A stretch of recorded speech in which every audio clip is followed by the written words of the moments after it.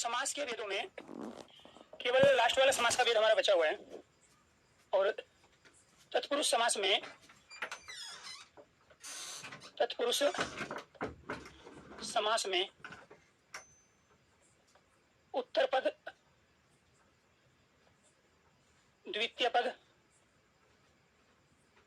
दूसरा पद, या फिर कहेंगे हम बाद वाला पद, बाद वाला पद प्रधान, बाद वाला पद प्रधान होता है अर्थात महत्वपूर्ण होता है। तो कई बार प्रश्न पूछा जाता है उत्तर पद प्रधान समास का नाम बताइए, तो उत्तर पद प्रधान समास का नाम है तत्पुरुष समास, या द्वितीय पद या बाद वाला पद प्रधान समास का नाम बताइए। इस तरीके से प्रश्न पूछे जाते हैं। तो इसी को हम बाद वाला भी कहते हैं, उत्तर पद भी कहते हैं, द्वितीय भी कहते हैं, दूसरा पद भी कहते हैं। दूसरा प्रश्न यहां से बनता है तत्पुरुष समास के भेद। तत्पुरुष समास के भेद, और ये भेद होते हैं दो।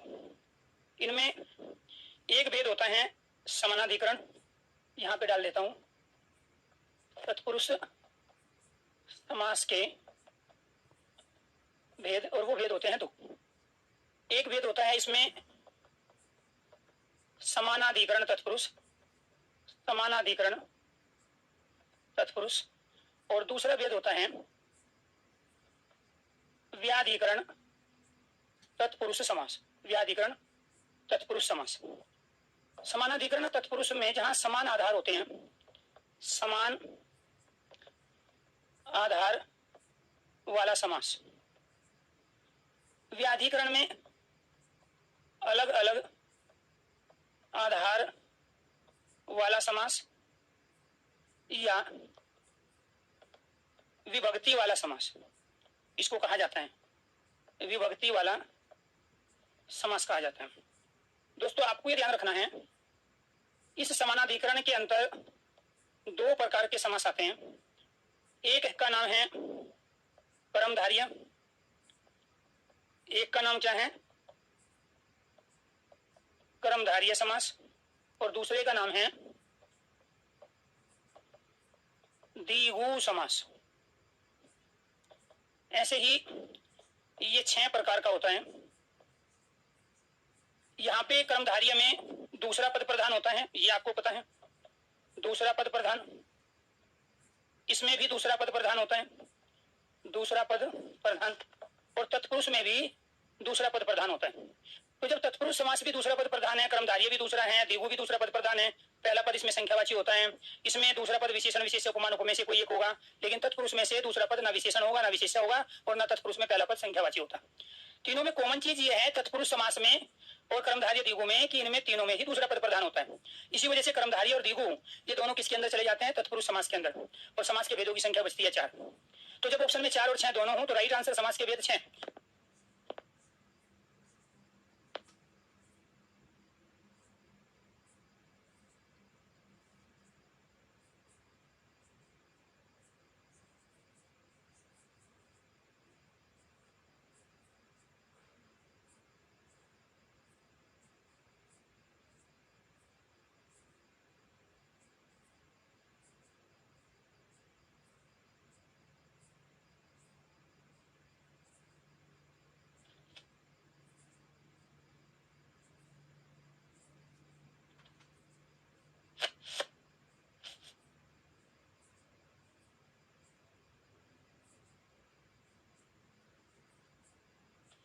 हेलो हेलो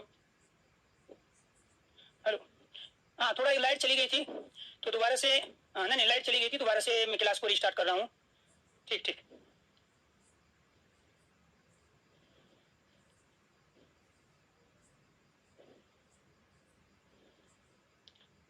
जो लिखा हुआ है वो चाहिएगा। ठीक ठीक है, ठीक है लक्ष्मण। देखो लक्ष्मण कितना पॉजिटिव आदमी है, कह रहे हैं हो जाता है सर, यहाँ तो इंसान ठंडा पड़ता जा रहा है, ये तो खैर सिस्टम ही है। और देखो उसने चीजों को समझा है कि हमारे हाथ में और आपके हाथ में नहीं है चीजें। ये भी हैंग हो रहा है, ये तो नहीं है।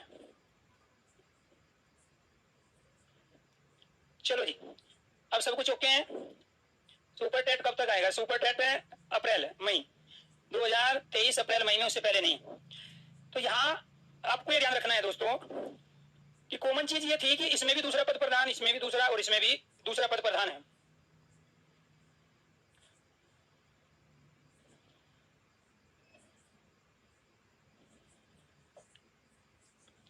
और अलग अलग चीज ये थी कि इसमें पहला पद संख्यावाची होता है, इन दोनों में नहीं होता। इसमें पहला दूसरा पद विशेषण विशेष्य में से कोई एक होगा, उपमान उपमेय से कोई एक होगा, इन दोनों में नहीं होता। और तत्पुरुष समास में केवल दूसरा पद प्रधान होता है, जो कंडीशन इन दोनों की है वो नहीं होती है। तो अलग अलग चीज भी जान गए और कॉमन चीज भी जान गए। तो जो कर्मधारय द्विगु में समान आधार मिला, समान आधार का मतलब क्या हुआ कि दूसरा पद प्रधान, इसमें भी दूसरा इसमें भी दूसरा, इसीलिए इन दोनों को तत्पुरुष के अंदर रख दिया गया और समास के भेदों की संख्या बना दी गई 4। लेकिन ध्यान रखना है, जब 4 और 6 दोनों ऑप्शन में हो और क्वेश्चन पूछे समास के कुल कितने भेद हैं, तो राइट आंसर होता है 6। और जब ऑप्शन में 6 ना हो, समास के कुल कितने भेद हैं, तब राइट आंसर 4 होगा। 6 ऑप्शन में 7 दे, 6 ऑप्शन में 5 दे, 3 दे या 2 दे। इसके साथ साथ ये तो थे समान आधार वाले समानाधिकरण। दूसरा है व्याधिकरण। व्याधि कहते हैं बीमारी को, और बीमारी के अनेक कारण होते हैं, इसलिए इसके अलग अलग आधार वाला समास कहा जाता है। इसको विभक्ति वाला समास भी कहते हैं। इसको क्या कहा जाता है? विभक्ति वाला समास, अलग अलग आधार वाला समास कहते हैं। और ये जो व्याधिकरण होता है हमारा, इसको समझो ये क्या है व्याधिकरण।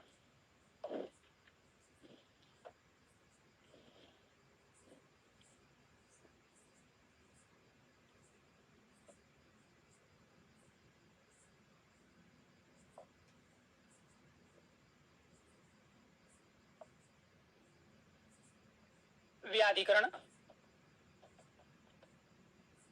व्याधिकरण तत्पुरुष समास के, व्याधिकरण तत्पुरुष समास के भेद, और वो कितने होते हैं? 6 होते हैं। कौन कौन से? एक होता है हमारा कर्म तत्पुरुष, दूसरा होता है एक परम तत्पुरुष, दूसरा होता है करण तत्पुरुष, करण तत्पुरुष, तीसरा संप्रदान तत्पुरुष, और इसके बाद फोर्थ अपादान तत्पुरुष, अपादान तत्पुरुष, फिफ्थ संबंध तत्पुरुष, संबंध तत्पुरुष, इस अधिकरण तत्पुरुष। अब आपको ये ध्यान रखना है, इसको द्वितीय तत्पुरुष भी कहा जाता है। विभक्ति वाला इसीलिए तो कहा जाता है इनको द्वितीय तत्पुरुष। में यहीं पे लिख देता हूँ ये हटा के। इनके जो एक एक और नाम है वो संस्कृत में है, हिंदी में तो हम यही प्रयोग करते हैं, कर्मकरण। इसको द्वितीय तत्पुरुष भी कहा जाता है, द्वितीय तत्पुरुष। इसी का एक और नाम, इसका एक और नाम तृतीय तत्पुरुष भी होता है। ये संस्कृत में इसको तृतीय तत्पुरुष कहा जाएगा। इसको चतुर्थी तत्पुरुष कहा जाता है, इसलिए विभक्ति वाले तत्व कहलाते हैं समास, चतुर्थी तत्पुरुष। इसी को पंचमी तत्पुरुष भी कहा जाता है। वो उसकी मर्जी है, वो ऑप्शन में क्या दे, वो पंचमी देगा या फिर अपादान देगा। इसको षष्ठी तत्पुरुष भी कहा जाता है। क्या कहा जाएगा? षष्ठी तत्पुरुष। और यही ज्यादा पूछे जाते हैं समास में, सबसे डिफिकल्ट क्वेश्चन यही बनता है। इसको सप्तमी तत्पुरुष भी कहा जाता है। क्या कहा जाता है? सप्तमी तत्पुरुष। अब कैसे पूछेगा आपसे क्वेश्चंस?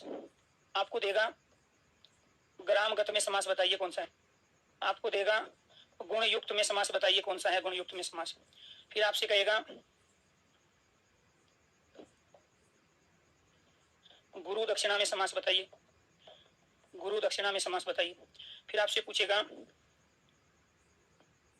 पत भ्रष्ट में समास बताइए, फिर राजपुत्र में समास बताइए कौन सा है, और फिर ग्रह प्रवेश में समास बताइए कौन सा है। तो ये सामासिक पद है, समास वाले पद हैं। समास में 2 पद होते हैं, इन सब में 2 पद हैं, ठीक है। फिर इसका समास विग्रह, समास विग्रह कैसे करोगे? गांव को गया, ग्रामगत, गांव को गया। गुण युक्त, गुण से युक्त, गुण युक्त। गुरु दक्षिणा, गुरु के लिए दक्षिणा, गुरु की दक्षिणा नहीं है, गुरु को उठा के दक्षिणा में नहीं दोगे, गुरु के लिए दक्षिणा। पथ भ्रष्ट, मार्ग से, मार्ग से भ्रष्ट या गिरा हुआ, ठीक है, या पथ से गिरा हुआ। राजपुत्र, राजा का पुत्र। गृह प्रवेश, घर में प्रवेश या गृह में प्रवेश। तो ये तो है देखो समास विग्रह।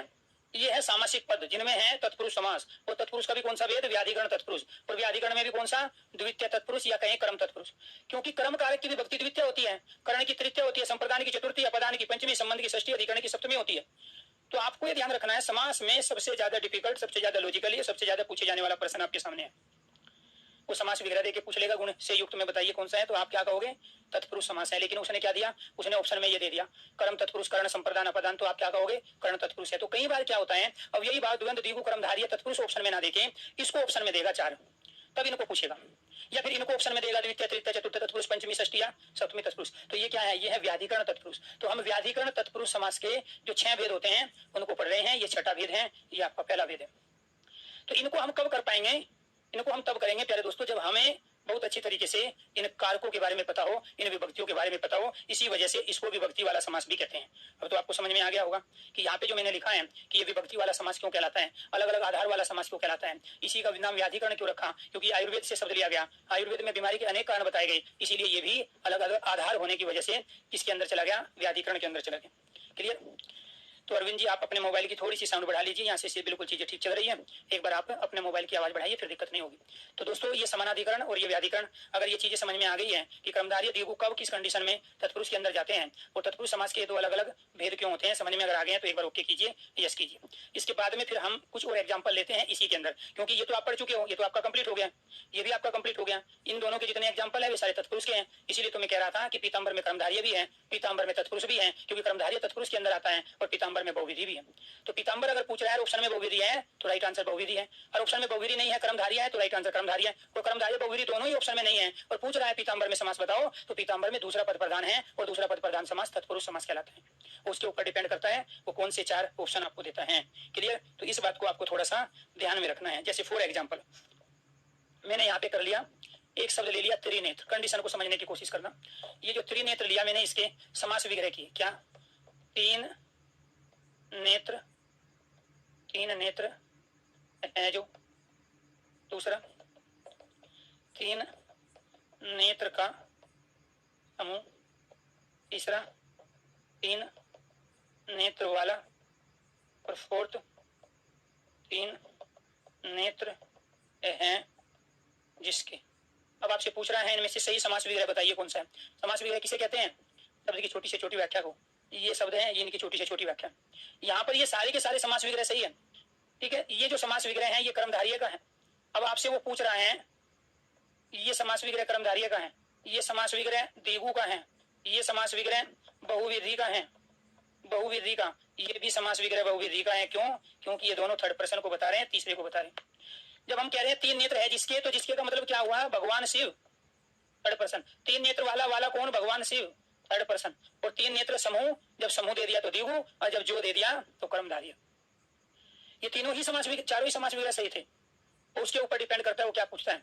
ऑप्शन में बहुविधि नहीं है, त्रिनेत्र पूछा है कौन सा समास है, तो आप कहोगे द्विगु समास। ऑप्शन में द्विगु भी नहीं है, बहुविधि भी नहीं है, त्रिनेत्र पूछा है कौन सा समास है, ऑप्शन दे दिया यही भाव समास, द्वंद्व समास, तत्पुरुष समास। ठीक है, इनमें से कोई नहीं, तो राइट आंसर हो गया तत्पुरुष समास। वो दिए गए ऑप्शन के आधार पर डिपेंड, क्योंकि इसमें दूसरा पद प्रधान है और दूसरा पद प्रधान समास तत्पुरुष समास कहलाता है। जब तक ऑप्शन में बहुविधि है, एक छोटी सी बात को कम से कम 50 से ज्यादा बार बता चुका हूं, उसके बावजूद भी आप इस प्रश्न को गलत करके आओगे। जब तक ऑप्शन में बहुविधि है, कोई शब्द किसी तीसरे की विशेषता को बताता है, तब तक उसका राइट आंसर बहुविधि है। जब ऑप्शन में बहुविधि नहीं होता है, ठीक है, पहला पद संख्यावाची होता है, तो द्विगु का उदाहरण होता है। और जब ऑप्शन में द्विगु भी नहीं है, पहला पद संख्यावाची हो, तीसरे की विशेषता को बताए, बहुविधि भी ना हो, तो तत्पुरुष समास का उदाहरण होता है। इसमें ये चारों ही समास हो गए, तीनों, कर्मधारय भी, द्विगु भी, बहुविधि भी, और एक हो गया तत्पुरुष। जब कर्मधारय द्विगु दोनों ना दिए हो, तो फिर तत्पुरुष का उदाहरण बन जाएगा त्रिनेत्र। लेकिन ये केवल और केवल कर्मधारय का है, ये समास विग्रह केवल और केवल द्विगु का है, ये समास विग्रह केवल और केवल बहुविधि का है। कुछ समझ में आया? ठीक है, दूसरा एक और एग्जाम्पल ले लेते हैं।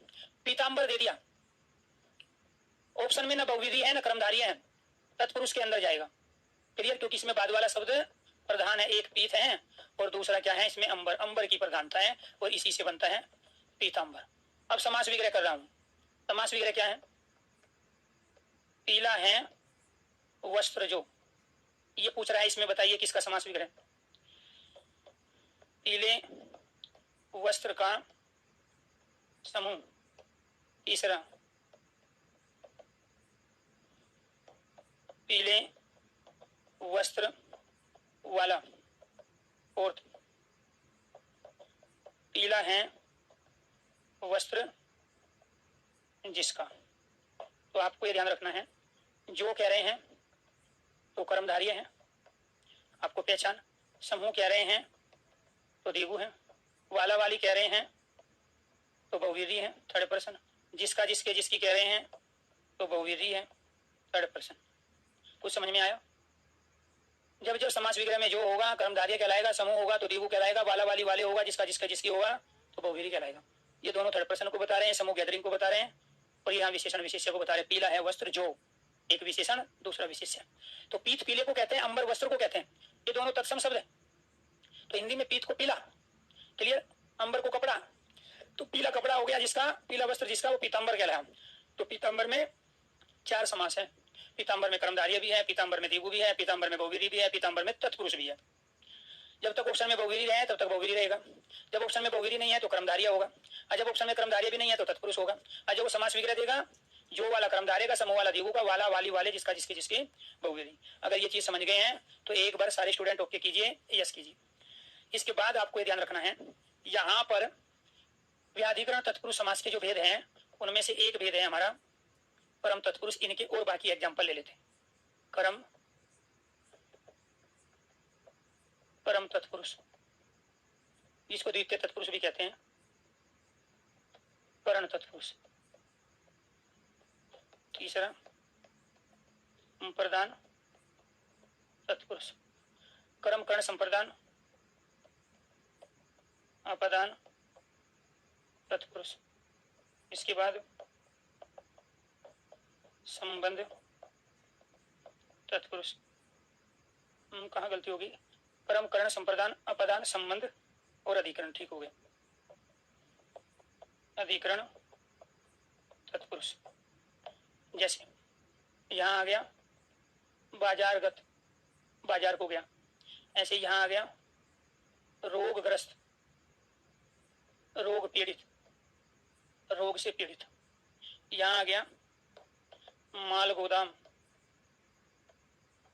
हवन सामग्री, विद्यालय, विद्यालय, रसोई घर। अपदान अलग होना, रोग मुक्त, रोग से मुक्त हो गया। पथभ्रष्ट, संबंध, राजनीति, राजधर्म, राजा का धर्म, गुरु भाई, संबंध, अधिकरण, गृह प्रवेश, सिर दर्द,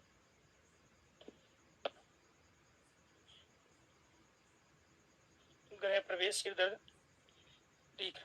तो इनको कैसे करेंगे? यहां आ जाएगा बाजार को,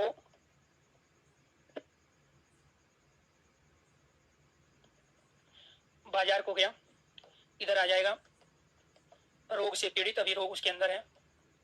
यहां आ जाएगा रसोई के लिए घर, रसोई के लिए घर, ऊपर लिख देता, यहां लिख देता ना, रसोई के लिए घर, रोग मुक्त, रोग से मुक्त अलग हो गया। गुरु भाई, गुरु का भाई, सिर दर्द, सिर में दर्द। ऐसे ही यहां ले लिया वनवासी, वन में रहने वाला, ठीक है। तो मैं ये कहने की कोशिश कर रहा हूं, इसमें ये को आया है, कर्ता ने कर्म को करण से के द्वारा, संप्रदान के लिए अपदान से अलग होना, संबंध का के की, अधिकरण में पेपर।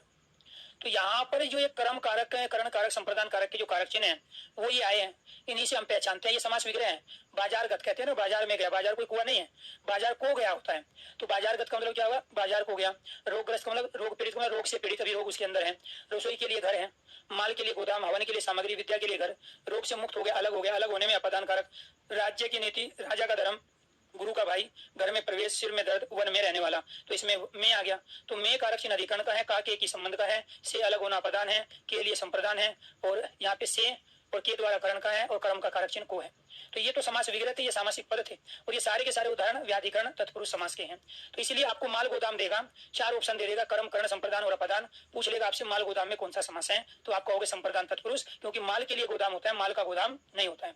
माल के लिए गोदाम, तो माल के लिए गोदाम बनाया जाता है, तो इसीलिए आप माल का गोदाम या माल में गोदाम नहीं करोगे, माल के लिए गोदाम करोगे। तो ये आपको ध्यान रखना है। जैसे फॉर एग्जाम्पल आपसे पूछ लिया कि ये बताइए इसमें समास बताइए कौन सा है, तुलसी कर्त, 2 तरीके से दे देगा आपको। ऐसे ही सूर रचित, ठीक है। तो इसमें दोनों में समास पूछ लिया, 4 ऑप्शन दे दिए, एक ऑप्शन दे दिया अव्ययी भाव, तत्पुरुष, द्वंद्व, द्विगु। तो ये सारे तत्पुरुष के उदाहरण है। लेकिन कई बार क्या करेगा, तत्पुरुष ना देके तत्पुरुष के ये 4 दे देगा, तो उसमें आपको ध्यान रखना है। इसका जब हम समास विग्रह करेंगे तो ये क्या होगा, तुलसी के द्वारा कर्त, और इसका समास विग्रह क्या हो जाएगा, सूर के द्वारा रचित, सूर रचित। दोस्तों आपको ये ध्यान रखना है, जब इसमें के द्वारा आया है, इसमें भी के द्वारा है, तो ये जो के द्वारा कारक चिन्ह का प्रयोग होता है, ये कर्ता ने कर्म को करण से के द्वारा, तो ये करण तत्पुरुष का उदाहरण बना। ये भी किसका बना, करण तत्पुरुष का उदाहरण बना। किसका बना, करण तत्पुरुष का उदाहरण बना। क्लियर। तो इस तरीके से ये सामासिक पद है, ये इनके समास विग्रह है, और ये समास का नाम है। इसको देके इनको पूछ लेगा, इसको देके इसको पूछ लेगा, इसको देके इसको पूछ लेगा, या इसको देके इसको पूछ लेगा। यही 3 क्वेश्चन की वैरायटी समास में बनती है। और चौथी वैरायटी है प्यारे दोस्तों इनकी परिभाषा। तो वो परिभाषा वाला क्वेश्चन भी आपसे पूछा जा सकता है, ठीक है, कि पूर्व पद प्रधान समास कौन सा है, तो आप कहोगे अव्ययी भाव। उपमान उपमेय वाला समास कौन सा है, तो आप कहोगे कर्मधारय है। विभक्ति वाला समास कौन सा है, आप कहोगे तत्पुरुष। तो परिभाषा वाला क्वेश्चन भी, ये 4 प्रकार के प्रश्न पूछता है। समास का नाम पूछ लेगा सामासिक पद देके, या सामासिक पद देके समास विग्रह पूछ लेगा, समास विग्रह देके सामासिक पद बनवा लेगा, या उसका नाम पूछ लेगा। ये 4 प्रकार के क्वेश्चन की वैरायटी यहाँ पे बनती है। उम्मीद करता हूँ ये सारी चीजें आपको बहुत अच्छी तरीके से समझ में आ गई है। इसके बाद एक होता है तत्पुरुष समास के उपभेद। क्या होता है, तत्पुरुष समास के उपभेद। ये भी थोड़ा सा लॉजिकली डिफिकल्ट क्वेश्चन है, कई बार ये भी पूछा जाता है, तत्पुरुष समास के उपभेद। और वो उपभेद होते हैं हमारे 4। कितने उपभेद रहेंगे, 4 उपभेद होते हैं हमारे तत्पुरुष समास के। इनमें से एक उपभेद होता है हमारा नए तत्पुरुष। क्या होता है, नए तत्पुरुष। तो नए तत्पुरुष की जो कंडीशन है उसको समझने की कोशिश करें।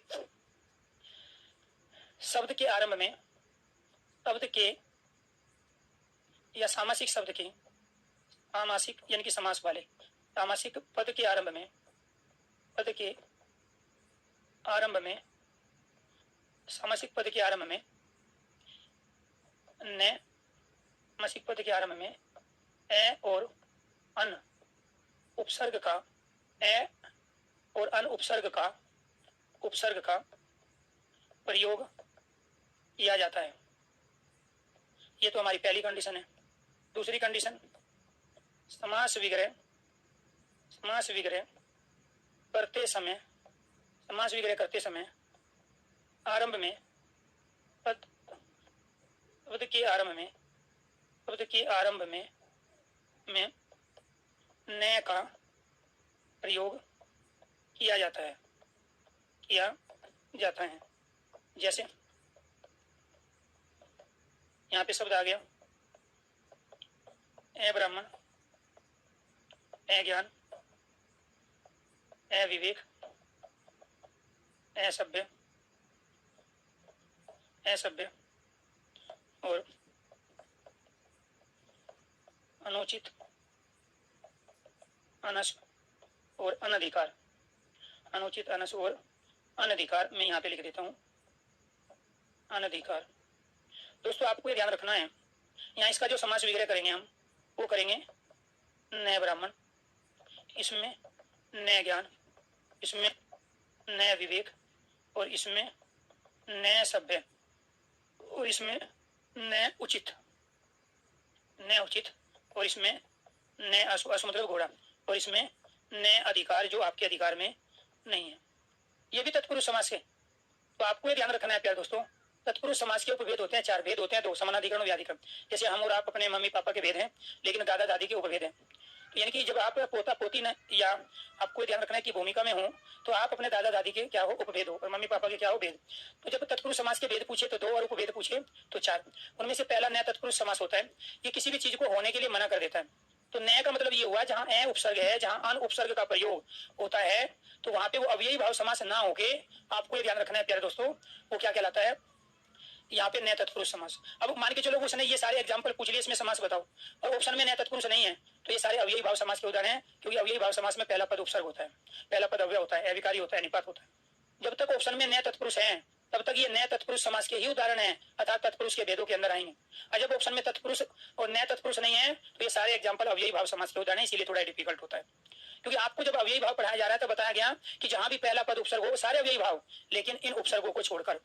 अगर ए और अनुपसर्ग प्रयोग हुआ है, जैसे अनुचित कैसे बना है, अनुचित बना है अन और उचित से, जो उचित नहीं है, यहाँ इसका आधा ने आया, इसका ऊ आया, तो न और ऊ मिलके क्या बना लिया, नू बना लिया। ऐसे ही यहाँ पे अन का और अधिकार का ए मिलके या न बना लेता है, जो आपके अधिकार क्षेत्र में नहीं है, न अनस्व, जो घोड़ा नहीं है, अश्व कहते हैं घोड़े। तो अगर ए और अनुपसर्ग आता है तो नए तत्पुरुष, और नए तत्पुरुष ऑप्शन में नहीं है, ए और अनुपसर्ग किसी शब्द के पहले आया है, तो वो अव्ययी भाव समास के उदाहरण होते हैं। अगर ये समझ में आया तो एक बार ओके कीजिए, यस कीजिए। और दूसरा जो इसका भेद होता है दोस्तों, वो भेद होता है हमारा ये वाला, प्रादि या गतिक तत्पुरुष। प्रादि या गतिक तत्पुरुष इसका दूसरा भेद है।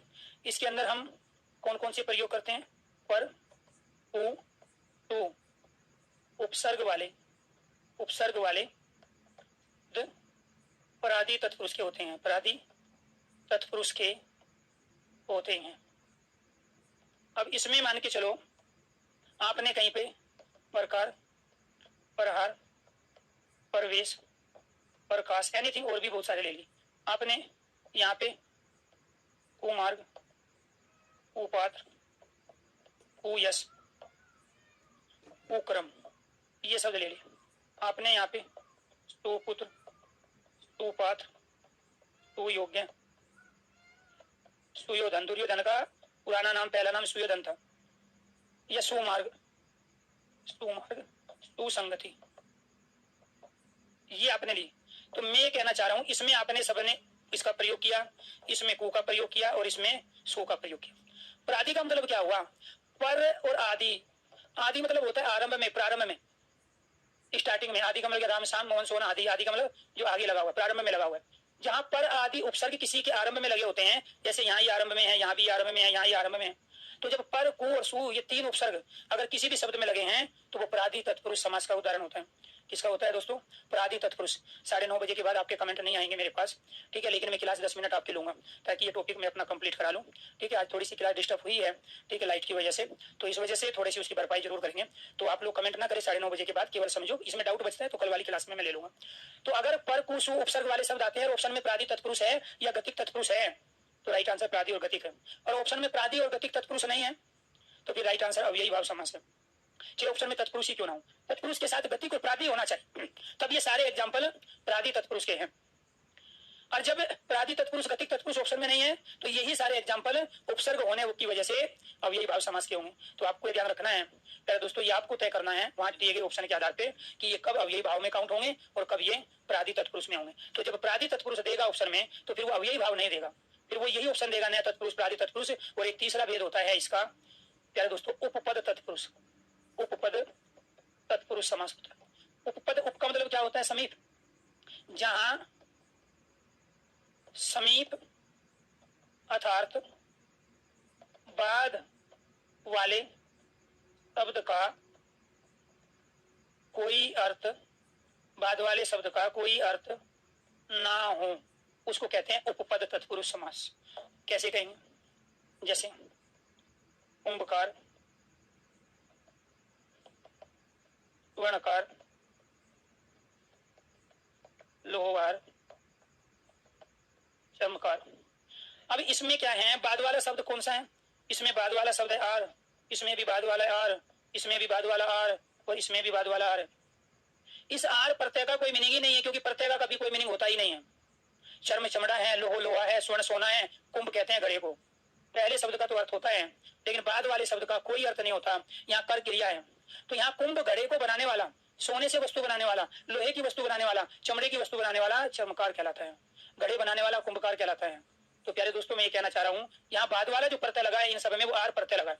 और उप का मतलब होता है समीप, उप का मतलब होता है निकट, निकट। तो जो निकट वाला पद होता है ये वाला, जहां इसका अर्थ ना हो उस समास का नाम है उपपद तत्पुरुष समास। क्या नाम है, उपपद तत्पुरुष। तो ये सारे के सारे उपपद तत्पुरुष के उदाहरण हैं। अगर ऑप्शन में उपपद तत्पुरुष नहीं दिया तो ये सारे के सारे कर्मधारय के उदाहरण हैं। विशेषण विशेष्य विशेषण विशेष्य विशेषण विशेष्य विशेषण विशेष्य, एक कार्य को करने वाला है, एक कार्य दूसरा उसको करने वाला, एक कार्य दूसरा उसको करने वाला, एक कार्य दूसरा उसको करने वाला। अगर ऑप्शन में उपपद तत्पुरुष है तभी उपपद तत्पुरुष के उदाहरण होंगे। अगर ये उपपद तत्पुरुष नहीं है तो ये सारे कर्मधारय के उदाहरण होंगे। इसीलिए बाद वाली जो चीजें हैं ये थोड़ा जटिल है। अगर ये उपपद प्राति पूछा जाता है नए तत्पुरुष तो केवल और केवल आप ही सही करके आएंगे, बाकी सबके गलत हो जाएंगे। एक होता है इसका भेद अल्लूक तत्पुरुष समास। क्या होता है? अल्लूक तत्पुरुष समास होता है। क्या होता है? अल्लूक तत्पुरुष समास। यहाँ पे क्या है? जहां विभक्ति, जहां शब्दों में विभक्ति छिपी न रह सके, छिपी न रह सके, जहां शब्दों में विभक्ति छिपी न रह सके अर्थात विभक्ति प्रकट हो जाए, जहां शब्दों की विभक्ति प्रकट हो जाए, जहां शब्दों की विभक्ति प्रकट हो जाए तो वो क्या कहलाते हैं? जैसे लुक का मतलब होता है छिपना, और ए आगे लगा हुआ है जो छिपी ना रहे। कहते हैं ना इस चीज को लुका लिया। मेरठ और उसके आसपास के क्षेत्र में और हरियाणा के अंदर, ठीक है, छिपने को लुकना बोलते हैं, लुका लिया, छिपा लिया, ठीक है। तो लुक का मतलब क्या हुआ? छिपना, और ए लुक का मतलब जो छिपी ना रहे। जैसे जैसे युधिष्ठिर, केचर, बृहस्पति, वाचस्पति, नभचर। तो युधिष्ठिर का मतलब हो गया युद्ध में स्थिर रहने वाला। युधिष्ठिर का मतलब क्या हो गया? युद्ध में स्थिर रहने वाला। खेचर, आकाश में उड़ने वाला खेचर। बृहस्पति, ठीक है, सबसे बड़ा, सब में विशाल। वाचस्पति, वाणी का स्वामी। नभचर, आकाश में विचरण करने वाला। तो में का और में का प्रयोग हुआ है। तो ये में किसके बता रहे हैं? में बता रहे हैं सप्तमी विभक्ति अधिकरण कारक को। ये में बता रहे हैं सप्तमी विभक्ति अधिकरण कारक को। ये में बता रहा है सप्तमी विभक्ति अधिकरण कारक को। ये का बता रहा है षष्ठी विभक्ति संबंध कारक को। और ये में बता रहा है सप्तमी विभक्ति अधिकरण कारक को। समास विग्रह करने पर जिन शब्दों की विभक्ति प्रकट हो जाए, छिपी ना रहे, तो उसको कहते हैं अल्लूक तत्पुरुष समास। युधिष्ठिर का मतलब होता है युद्ध में स्थिर रहने वाला। वाक्यांश के लिए एक शब्द में भी पूछा जाता है। खेचर, आकाश में उड़ने वाला खेचर कहलाता है, ठीक है। बृहस्पति, सबसे बड़ा, जो सब में जो बड़ा होता है बृहस्पति। वाचस्पति, वाणी का स्वामी। वाच जो शब्द है वो कैसे बना चाहिए? वाक पहले क्या था? वाक, ये वाला कै, ठीक है। तो इसके बाद में क्या है? पति। तो ये कै का चा में परिवर्तन होकर सह का आगम होकर वाचस्पति बनाए, जो वाणी का स्वामी हो। नभचर, आकाश में विचरण करने वाला।